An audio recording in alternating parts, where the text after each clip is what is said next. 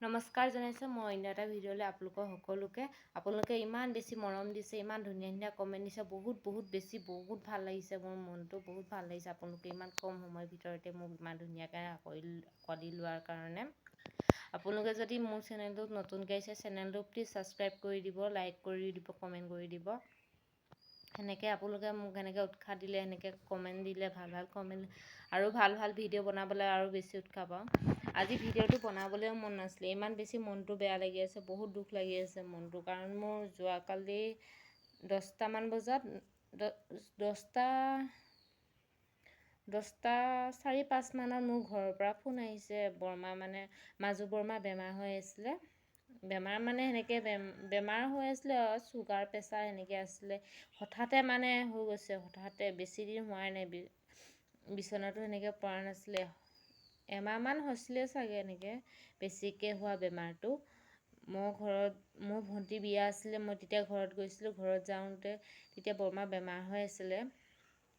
মই ঘৰৰ পৰা অহা এতিয়া এমাহো হোৱা নাই। বৰমা ইমান তাৰমানে কি 10:05 মানত ফোন আহিছে ঘৰৰ পৰা, বৰমা তেনেকৈ হৈছে ডিব্ৰুগড় মেডিকেলত থৈছিলে বৰমাক। মেডিকেলতে ঢুকাইছে বৰমা। ইমান বেছি দুখ লাগিছে নহয়, কাকনো কি ক'ম। তাৰমানে মোৰ ঘৰ হয় লখিমপুৰ ঢকুৱাখানাত আৰু মই বিয়া সোমাইছোঁ তেজপুৰত। এতিয়া মই যাওঁ বুলি ক'লেও যাব নোৱাৰোঁ, ইমান দূৰ বাট। ওচৰৰ বাহঁতে এনেকৈ গৈছে, চবেই গৈছে, কিন্তু মই ইমান বেছি দূৰ মই যাব পৰা নাই। ইমান বেছি বেয়া লাগি আছে নহয়।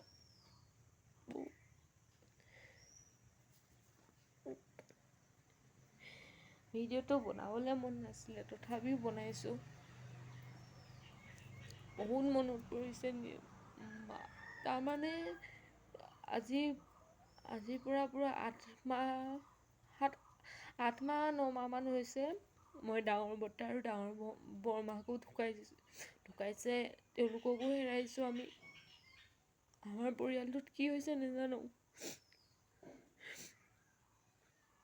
এজনকৈ সকলো তাৰমানে চবেই এনেকৈ হেৰি হৈছে হঠাতে। আগৰ পৰা এনেকৈ অলপ সৰু বেমাৰ হৈ থাকে, চুগাৰ প্ৰেছাৰ চব মানুহৰে হৈ থাকে এনেকৈ। ডাঙৰ বৰমা মানে হঠাতে বেমাৰ হ'ল বুলি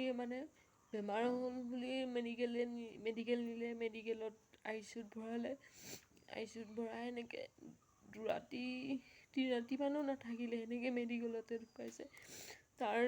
বৰমা ঢুকোৱা এমাহমানৰ পাছতে ডাঙৰ বৰ্তাও ঢুকাইছে। ডাঙৰ বৰ্তাও সেনেকৈ একো বেমাৰ হোৱা নাছিলে। হঠাতে মানে ডিঙিটো ফুলি গ'ল। তাৰমানে কাহি এনেকৈ বয়সে হোৱা নাছিলে তেওঁলোকৰ, ইমান কম বয়সতে। আপোনালোকক মই ফটোবিলাক দেখাম।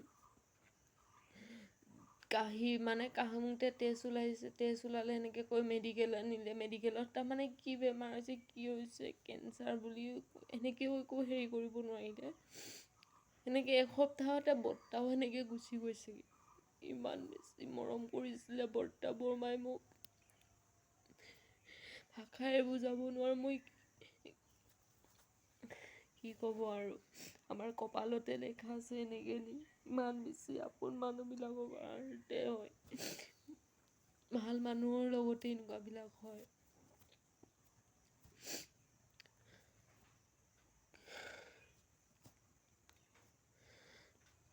বৰ্তা বৰমা ঢুকুৱা এতিয়া 8-9 মাহমান হৈছে। এতিয়া আকৌ মাজু বৰমা এনেকুৱা হৈছে বেমাৰতে। মই ভণ্টি বিয়াত যাওঁতে আমাৰ ঘৰৰ পৰা অলপ দূৰ যাব লাগে আৰু, অকণমান বেছি দূৰ নহয়। মই ঘৰত কামত এনেকৈ বিয়া বুলি ব্যস্ত হৈ আছোঁ। কামত মই যাব পৰা নাই। মই ইমান দূৰত বিয়া হৈছোঁ, যিহেতু মোক চাবলৈ বেছি হেঁপাহ কৰিছে।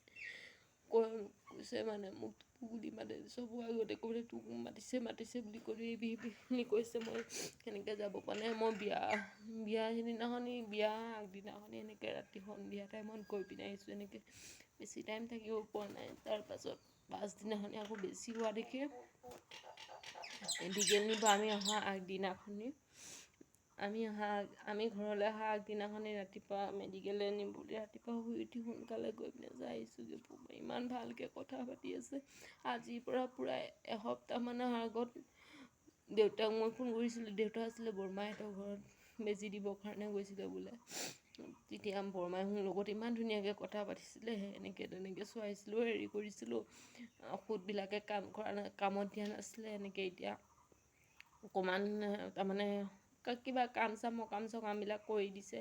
এতিয়া কৈছে ঔষধ খাইছোঁ, মই অকণমান ভাল পাইছোঁ আৰু বুলি কৈছে। ইমান ধুনীয়াকৈ বৰমাই মোৰ লগত কথা পাতিছে ফোনত। মই ভাবিছিলোঁ বৰমা ভাল হৈ যাব। আমি কোনো ভবাই নাছিলোঁ আমাক যে এনেকৈ এজনকৈ চব গুচি গৈছে। ঘৰলৈ গ'লে মানে বৰমাহঁতেও বৰমা বুলি কৈ পিনে বৰমাহঁতৰ ওচৰত দৌৰি যাওঁ। এতিয়া নাজানো আৰু।